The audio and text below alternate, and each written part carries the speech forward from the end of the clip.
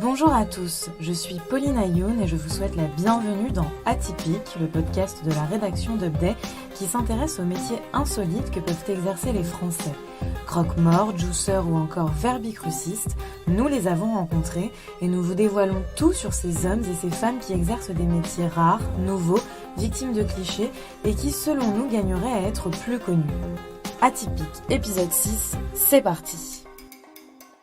Nous voilà devant le Max Linder, un cinéma parisien mythique situé sur les grands boulevards. Aujourd'hui, nous y rencontrons Léo, projectionniste. Du coup, je m'appelle Léo et je suis projectionniste. C'est quelque chose que j'ai commencé par hasard totalement, puisque je viens d'Alsace et c'était dans une petite ville de 20 000 habitants et il y avait un cinéma.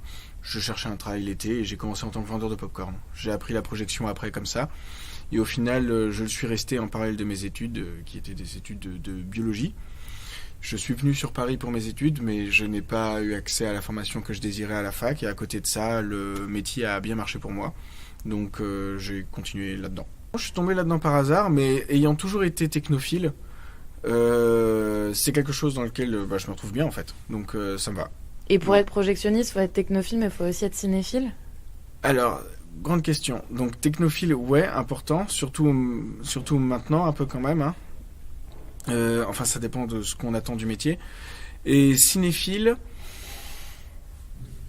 oui et non. Je dirais cinéphile, mais pas au sens apprécier l'histoire ou le scénario. Mais cinéphile au sens peut-être de la technique. Savoir...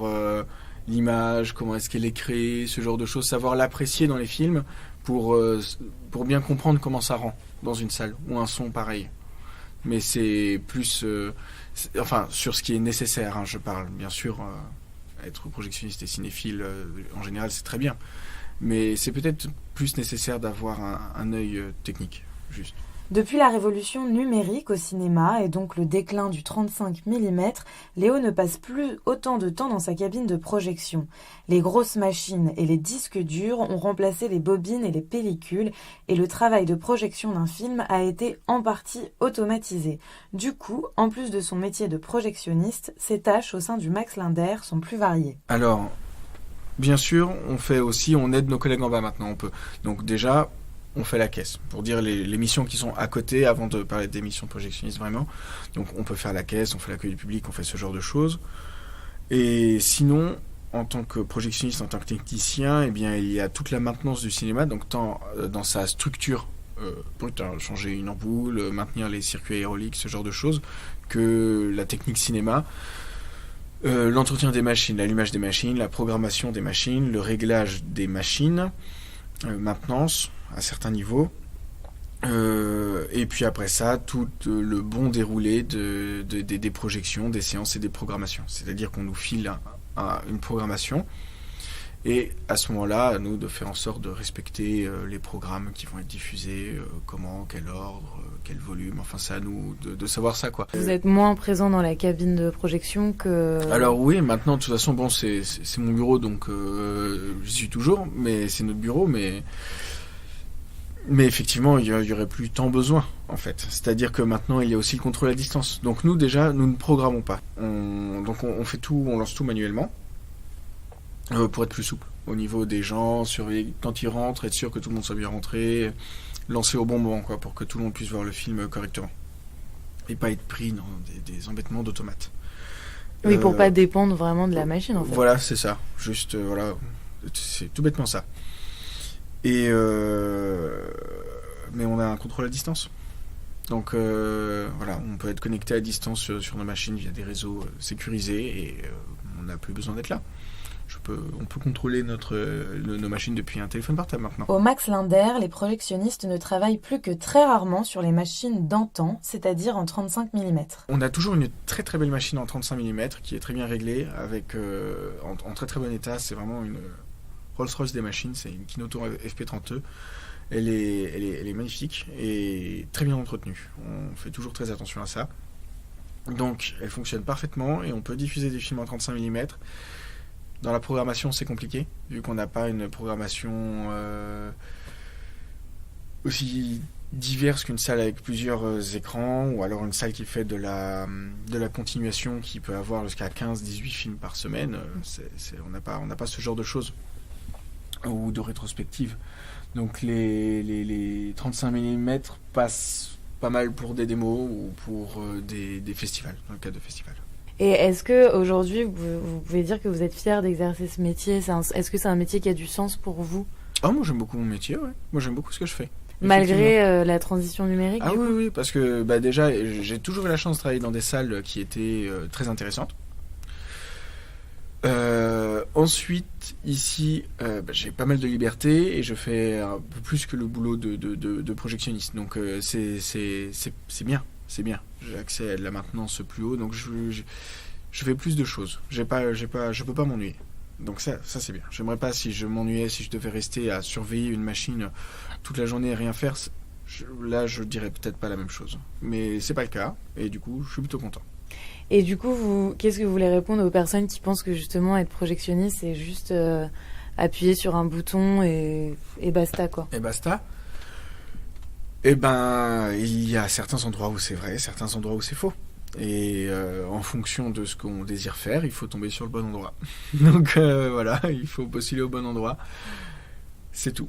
C'est-à-dire que c'est loin d'appuyer simplement sur un bouton. Il faut des connaissances quand même très diverses, parce qu'à la base c'est aussi la personne qui entretient la salle, donc même en dehors de la technique du cinéma, il faut s'y connaître en électricité, il faut s'y connaître en aérolique, il faut s'y connaître en sécurité pour personnes à mobilité réduite, tout ce genre de choses, évacuation d'air, il faut s'y connaître en tout en fait. Donc dans les petites salles, c'est le projectionniste qui a vraiment le rôle généralement de technicien pour tout. Donc c'est vraiment plein de choses à faire. Léo nous emmène dans l'unique salle du Max Linder, car la devanture, discrète et minuscule de l'extérieur, cache en réalité l'une des plus belles salles de cinéma qui soit, un véritable écrin au service du spectacle. Cette immense salle de cinéma, tout en noir, est composée de 557 fauteuils de velours, de murs tapissés, de balcons en stuc vénitien, de 3 étages et surtout d'un écran de 107 mètres carrés. Ici, les cinéphiles peuvent découvrir autant des films d'art et d'essai que des productions grand public. La conformation actuelle date de 87, mais en vrai le cinéma date bien de 1919, sa première ouverture, si je me souviens bien. Donc en fait, c'est même l'année des 100 ans. Et déjà, spatialement, c'est un peu différent puisqu'il est sur 3 niveaux. Il n'est pas de plein pied, il y a 3 niveaux, orchestre, mezzanine, balcon. Assez rare pour le souligner, et c'est assez agréable. Et un écran très grand. Nous avons aussi une particularité qui est de faire très attention à la qualité technique de nos projections et de notre son, qui sont des choses qui sont réputées chez nous. Comme la quasi-totalité des cinémas en France, le Max Linder a dû s'adapter à l'arrivée du numérique à la fin des années 2000. Et tout a commencé avec Avatar. Il y a eu une installation d'un projecteur numérique avec aussi de la 3D, de la 3D active. Et en fait, ça a été une salle qui avait une quasi-exclusivité sur la 3D, puisque je ne me souviens plus, mais il y avait ici, et il y avait une autre salle sur Paris qu'il avait au début. Avatar en 3D active, vraiment. Et c'était, du coup, la salle ne désemplissait pas, quoi, en permanence. Et ça a été comme ça qu'on a entamé la révolution numérique. La transition numérique a beaucoup changé le travail de projectionniste. Changement de machine, de système, l'analogique, voilà, la pellicule, c'était différent. Il fallait qu'on soit là dans la machine, quoi, pour charger les films au moins. Il fallait qu'on soit là pour charger les machines. La machine s'entretenait différemment. Enfin, c'était un petit peu différent. Il y avait toujours besoin de quelqu'un. Maintenant, avec le numérique, c'est plus forcément le cas.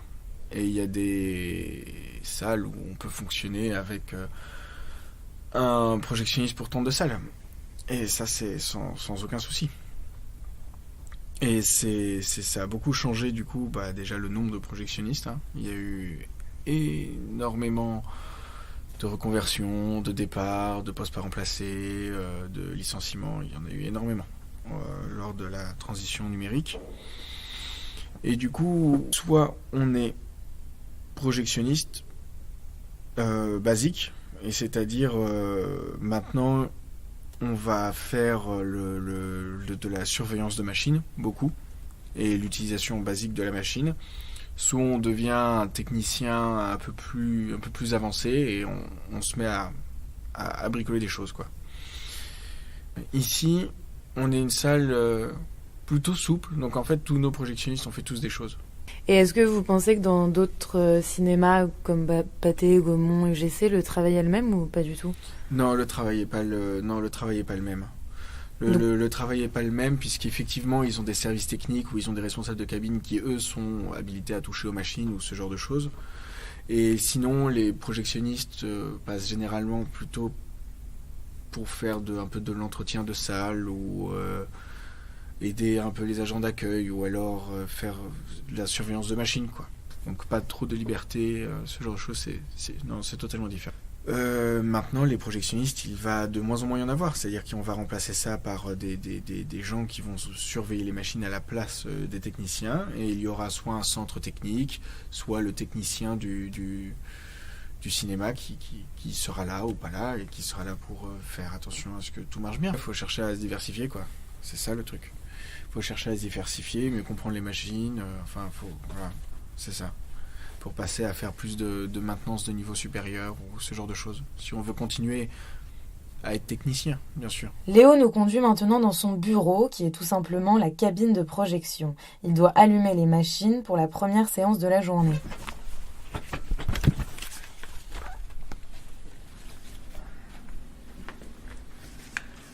Sa cabine plongée dans l'obscurité surplombe la salle de cinéma que l'on peut apercevoir par une petite vitre située juste devant les 3 impressionnantes machines de projection, 2 en numérique et une en argentique sur laquelle sont encore posées quelques bobines. Donc là, est-ce que vous pouvez me dire où on est exactement ? Alors là, on est dans la cabine de projection du coup.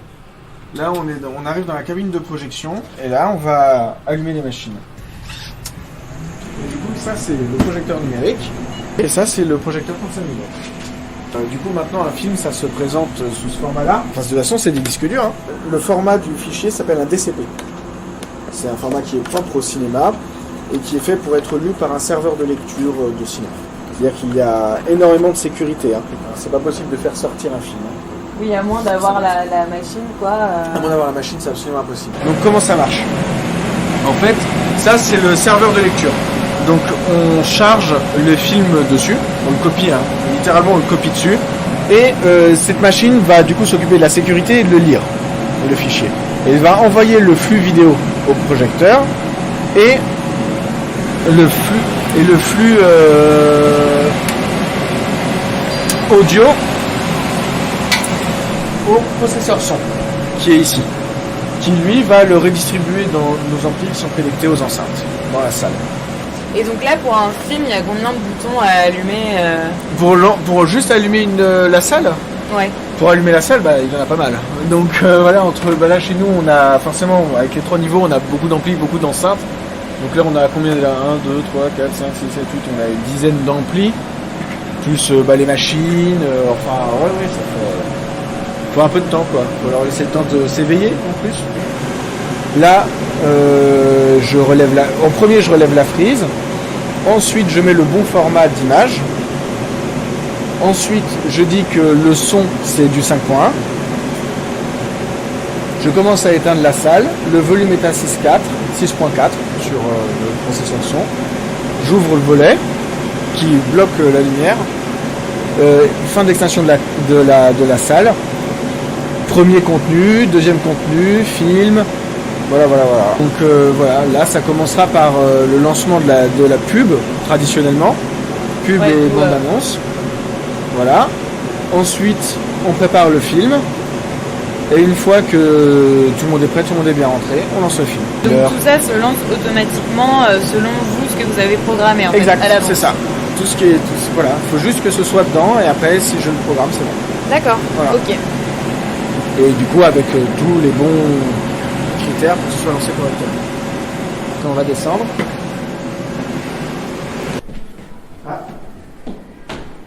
Du coup, on entend les enfants. Ils sont là. Ouais, donc il va falloir se diriger. Les machines sont allumées, le programme est prêt, la musique dans la salle est en fond. Maintenant, Léo doit s'atteler à une autre tâche. Ce matin, plusieurs groupes scolaires viennent voir le film Max et les Maxi-Monstres et c'est Léo qui est chargé de les accueillir.